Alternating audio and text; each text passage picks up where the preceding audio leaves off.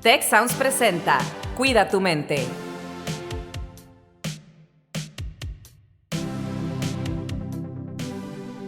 Hola, ¿qué tal? Les doy la más cordial bienvenida a un episodio más de su podcast Cuida tu mente. Mi nombre es Carlos Ordóñez y como de costumbre me acompaña Rosalinda Ballesteros. Rose, ¿cómo te va? Hola, ¿qué tal, Carlos? Un gusto saludarte a ti y a todas las personas que nos escuchan. El día de hoy tenemos un episodio que creo que a todas las personas nos va a ser útil en algún momento, pero probablemente a muchas en este momento, ¿no? Y es cómo lidiar con una pérdida. Y para eso nos acompaña Melina Miaja, que es psicooncóloga y experta en duelo, y Mónica Garza, que es psicóloga y tanatóloga.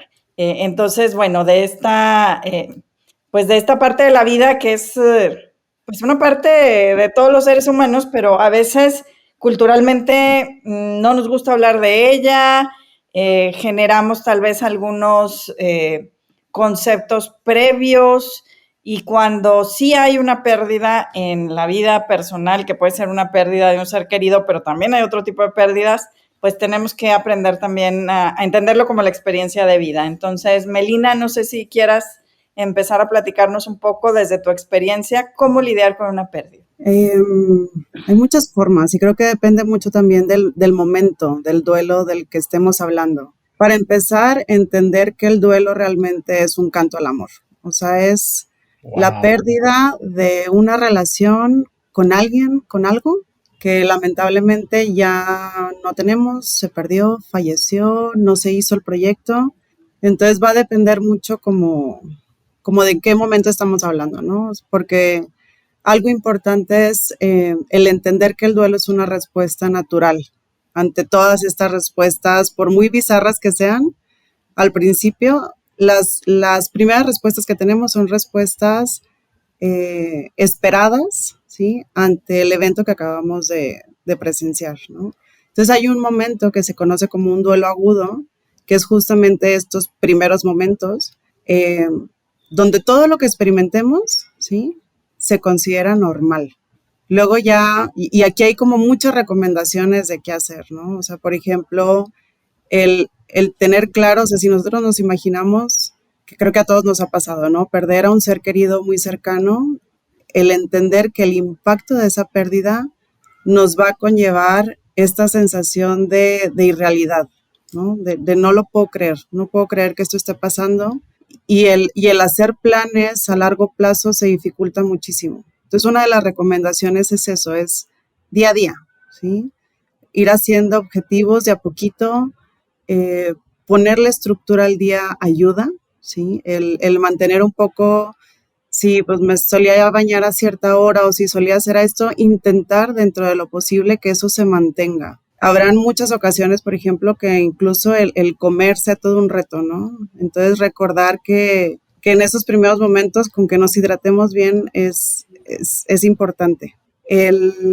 Por ejemplo, otro tema muy controversial es las cosas, ¿no? Hay personas que a veces piensan que ante el fallecimiento de alguien, lo que tenemos que hacer para continuar en el duelo es deshacernos de todo, y algo importante es que nos tenemos que detener, ¿no? O sea, que no hay que tomar decisiones apresuradas, que es importante dar un tiempo y un espacio para que esta sensación de irrealidad sea más evidente de que realmente esto está ocurriendo, para tomar decisiones importantes como las cosas, como una mudanza, ¿sí? Entonces, hay pautas claves en estos momentos, ¿no? Pautas físicas, el mantenernos en movimiento, ¿sí?, dentro de lo posible, el dormir bien, el comer bien, y algo fundamental es nuestro entorno, ¿sí? O sea, el tener un buen acompañamiento, alguien que entienda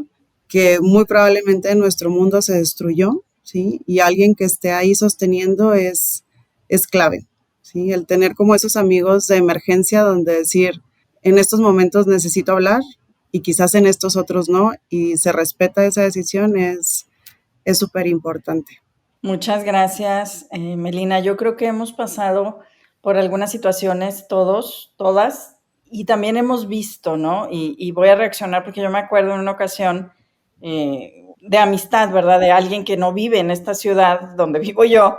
Y entonces viene un proceso donde hay una enfermedad de su mamá y entonces le digo yo, bueno, en lo que yo te pueda ayudar, y me dice, sí, sí puedes, ¿no? Porque estás lejos y entonces puede ser mi apoyo para conversar sobre esto, ¿no? Y al final, pues la mamá de mi amiga fallece, pero en este proceso, por ejemplo, esa red de apoyo era muy importante. Mónica, nos comentas desde el trabajo que tú haces, cómo lidiar con una pérdida. Híjole, sí, y quiero retomar un poco lo que nos comentaba Melina, ¿no? Que pues la pérdida es pérdida de cualquier cosa que ya no está y que sí estaba. Y cómo sí hay cosas naturales, emociones, conductas, pensamientos que vamos todos teniendo y que luego ya lo vamos pues representando en nuestra vida, ¿no? Lo vamos haciendo parte de nuestra vida. Algo que a mí me gusta mucho trabajar es que no todos los duelos o no para todas las personas es igual. Va a depender muchísimo de qué fue, qué significaba para mí, en qué tiempo de vida estoy, qué fue lo que perdí. Y va a depender de muchas situaciones. Entonces, cuando nosotros trabajamos con una persona que está en duelo, es mucho escucharla, ¿no? Este periodo es un periodo de adaptación en el que estamos aprendiendo nosotros a vivir con esa pérdida. Entonces hay que escuchar. No sabemos qué pensamientos traen, qué miedos tienen, qué es lo que están pensando. Muchos llegan con la idea típica de que son 5 etapas y dime en qué etapa estoy y dime cómo abordar cada etapa. Y pues la realidad es que así no es, ¿no? Entonces es jugar un poquito con ir rompiendo esos paradigmas o esas expectativas que tenemos de cómo me voy a sentir, qué voy a hacer, qué voy a pensar, para ir entendiéndonos cómo soy yo en este duelo y que no va a ser lo mismo o no voy a pasar por lo mismo cuando estoy lidiando con una pérdida, por ejemplo, de mi mamá. No es para nada lo mismo que con la pérdida de mi abuela, ¿sí? O con la pérdida de un trabajo. Todos duelen, ¿vale? Me pasa mucho que muchos pacientes dicen, ay, es que es algo muy sencillo, pero me molesta mucho, me duele mucho. Pues al final cada uno de nosotros le damos el significado que le damos y a lo mejor para mí mi pensamiento es que es algo muy sencillo, muy chiquito, pero que me dolió muchísimo. Entonces el valor de ese impacto pues es ese dolor que me está provocando. Sí, entonces creo que eso es bien importante, que todos somos diferentes y que no hay una receta que sea igual para todos y que tenemos que irnos adaptando y viendo qué podemos hacer. Oigan, pues yo no soy paciente de ustedes, pero se me hace que son muy buenas porque nada más escuchándolas, pues se me antojó así como que abrirme, como que me crearon nada más de escucharlas un espacio seguro y eso es fundamental.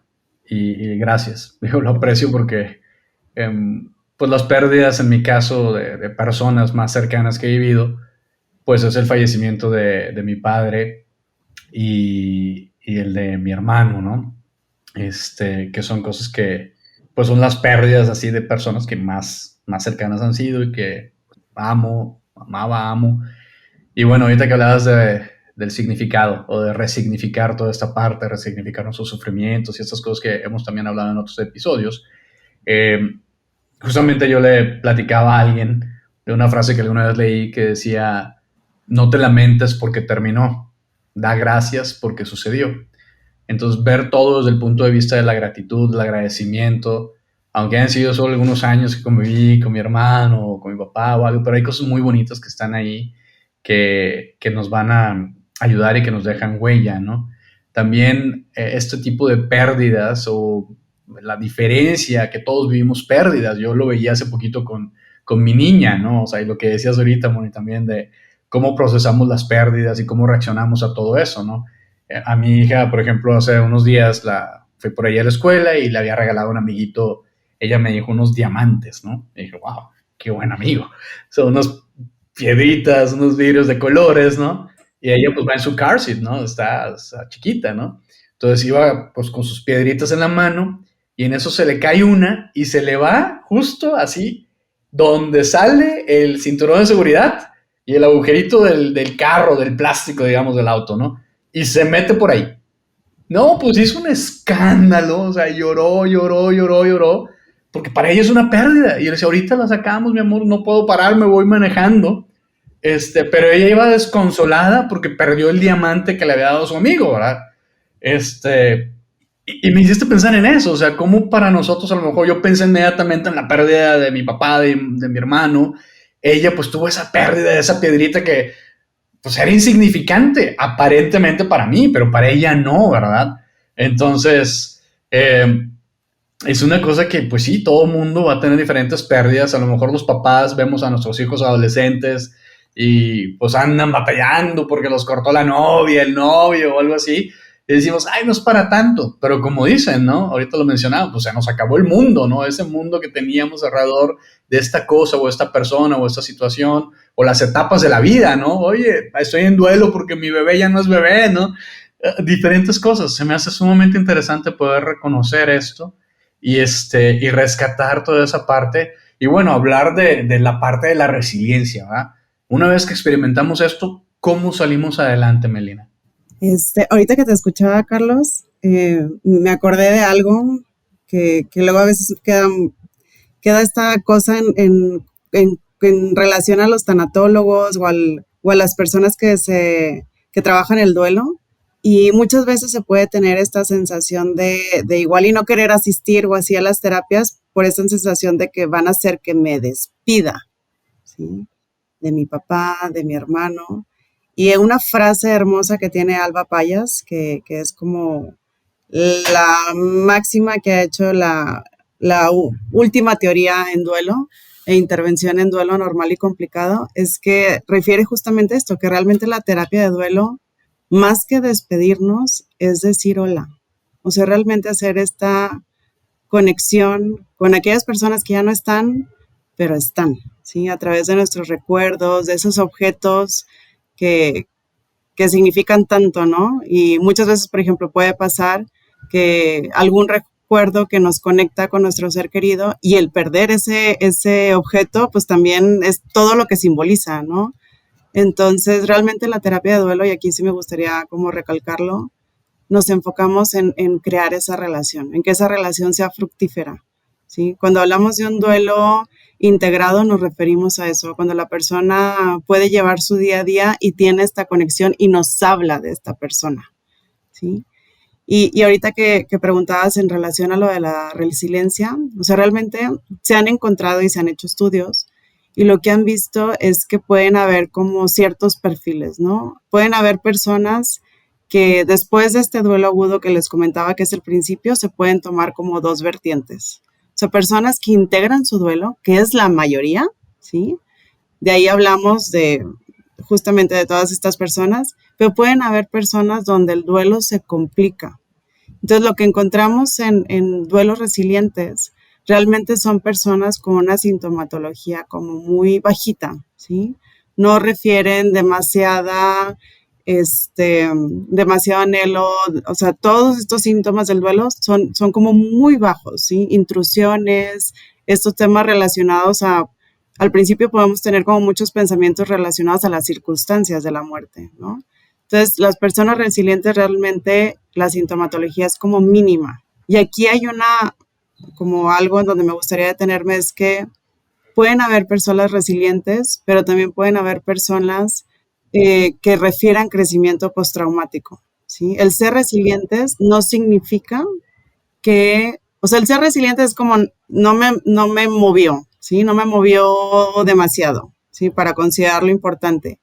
El crecimiento postraumático de lo que nos habla es de que en ese proceso lo pasaron mal, muy mal. No obstante, ahora se dan cuenta ¿sí? De mil cosas, ¿sí? Es justamente todo este aprendizaje. Entonces, sí hay una diferencia. El ser resiliente no significa siempre que va a haber un crecimiento postraumático. Fíjate qué interesante lo que dices, Melina, porque de hecho es uno de mis conceptos que más me gusta trabajar, porque por un lado siempre cuando estamos trabajando desde el instituto estos temas, yo digo, qué maravilla que suceda un crecimiento postraumático, es decir, restablecer mis prioridades, crecer, encontrar mayor sentido a la vida a partir de esto y cuando aparece, jalar del hilo, ¿verdad? Pero también entender que puede haber momentos de crecimiento que se combinan con momentos de sufrimiento, de dolor, ¿verdad? De no poderte adaptar y entonces ir jalando más de un hilo que del otro para ir encontrando en el tiempo, como decías, esa integración, ¿no? Porque a fin de cuentas, en muchas ocasiones la vida no vuelve a ser igual, pero una frase que a mí me gusta mucho de una colega de la Universidad de Pensilvania, que ella trabajaba temas de resiliencia y después pierde a su hija en un accidente, dice, yo volví a plantearme todo lo que yo pensaba sobre el duelo cuando me pasó, ¿verdad? Siendo tanatóloga, y escribe precisamente este material que se llama Duelo Resiliente, y dice, la vida sigue teniendo cosas buenas, a pesar de todo, ¿no? Y es una de las frases que a mí también me generó como esta integración de decir, bueno, es parte de la experiencia de vida, ¿no? Oye, yo sí me voy a confesar aquí porque yo sí he sido paciente de Moni. y no, pero ¿sabes por qué también creo que es muy importante? Cuando empezó el confinamiento de la pandemia, se nos elevó el nivel de peticiones de distintos orígenes sobre temas de duelo. O sea, había esta sensación generalizada de pérdida y una de las cosas no procesadas también es, pues, todos estos duelos que hubo alrededor de estos cambios que experimentamos como generación. Ojalá nos lleve a ser una generación más resiliente, pero también puede haber cosas que a lo mejor nos hagan conformarnos distinto, ¿no? Yo recuerdo después de la Segunda Guerra Mundial en Europa, se hablaba de un pesimismo generalizado, ¿no? Por las condiciones de vida que habían vivido, ¿no? Entonces, hay un tema que en alguna ocasión platiqué con Mónica justamente, y es este tema de que a veces quienes están en un proceso de duelo, o estamos, como estuve yo alguna vez, te genera culpa sentirte bien, ¿no? Porque dices, pues yo tendría que estar sufriendo, o te genera duda tener este proceso de crecimiento, porque en tu mente lo que se espera de alguien que ha pasado por un proceso de duelo es que debes estar sufriendo, ¿no? Entonces, Moni, es un concepto que me gustó mucho trabajar en su momento, ¿no? El cómo manejar las emociones positivas y dejarnos sentirlas un poquito, ¿no? En un día. Sí, que justo está comprobado que cuando nos dejamos experimentar eso positivo en medio del sufrimiento, pues es una ayudadita, ¿no? Es como si pusiéramos una palanquita y nos ayuda a ir enfrentando el sufrimiento, digo, y hablando a lo mejor fuera de duelo, lo que decía Bárbara Fredrickson, que es quien ha estado investigando mucho acerca de las emociones positivas, es que cada vez que experimentamos emociones positivas, podemos ir balanceando el impacto que tiene una emoción muy difícil en nosotros. Entonces, si dentro de este proceso donde estoy sufriendo, donde me duele, me adapto y estoy reaprendiendo y reajustando la vida, me doy permiso de sentir alegría, a lo mejor de sentir serenidad, o, ¿por qué no? Oye, se atravesó la boda. Justo hace unos meses, a una amiga de una amiga, estaban en una boda en Cancún, y resulta que dentro de la boda era el miércoles, estoy inventando los días, pero, y el martes fallece uno de sus tíos, allá en la boda, tuvo un accidente en el mar y fallece. Oye, pues la boda sigue, ¿ok? La boda sigue, y para todos era un conflicto de qué vamos a hacer, cómo me voy a divertir si mis primos están sufriendo y mi tía también, y qué vamos a hacer. Entonces, al final, todo esto pues nos lleva a ver cómo le hago para ir incorporando toda esta libertad de ir sintiendo lo que vamos sintiendo. Entonces,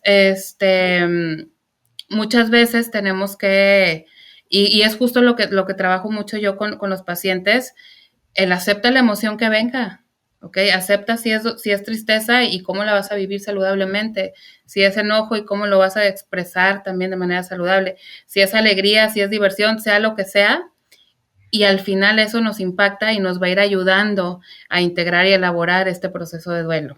Mónica, Melina, sorprendentemente ya se nos está acabando el tiempo del episodio, estamos entrando a fase de cierre, pero sí me gustaría que antes de irnos, ¿no?, pudiéramos platicar un poco de, no sé si es el término correcto, pero yo le llamaré de esas pérdidas sobre las cosas que aún no tenemos, de las pérdidas de cosas no obtenidas. Y estoy pensando muy particularmente en tanta desesperanza y tantas cosas que se escuchan alrededor de que el mundo ya se va a acabar y el cambio climático. Siendo jóvenes, todos nosotros y nuestros estudiantes también, pues oye, te quedas pensando así como que, oye, pues ya se va a acabar el mundo, ya el cambio climático, la guerra, tantas cosas que vemos y que nos roban a veces la esperanza.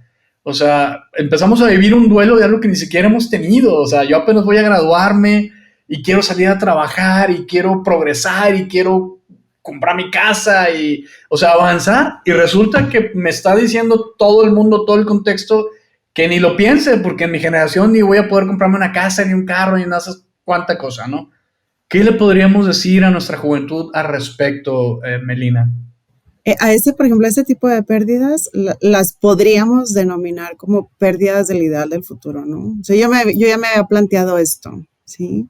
Y entonces, claro, algo importante ver es qué hay dentro de eso que duele, ¿no? Entonces, pues quizás hay impotencia, quizás hay desesperación, quizás hay desesperanza.